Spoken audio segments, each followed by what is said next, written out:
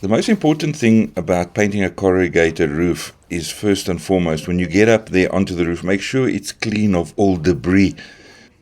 And then make sure it is absolutely clean. So in conjunction with a good soft broom and a hose pipe, just make sure you get all the dirt off the roof. Make sure it's in a general clean condition.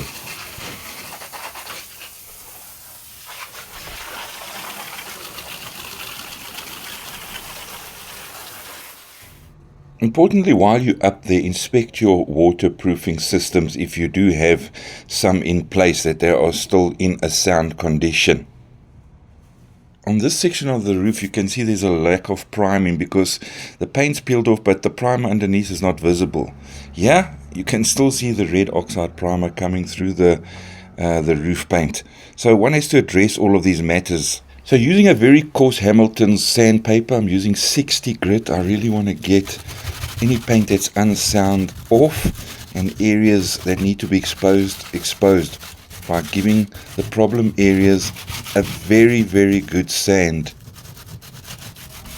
So we've made a lot of dust because of the sanding, so once again we've got to broom it away. Make sure the roof is clean.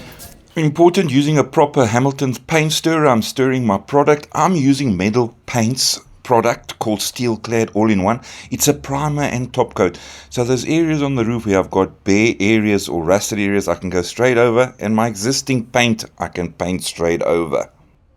I'm going to be painting the roof using the new Hamilton's Corrugated Foam Roller. Now this roller is definitely the perfect fit, and it nestles perfectly into the peaks and valleys of corrugated iron. You can't believe how a time saver this roller is. But first up, we must do all the cutting in with a paintbrush because the roller is not going to get up close to the wall. So I've done all the cutting in first, and now that's all done, we are ready to roll our 2 coats. It's important to have a nice deep tray so you can really soak the roller into the coating, and the roller absorbs enough paint. And this new corrugated foam roller makes you work smarter, not harder.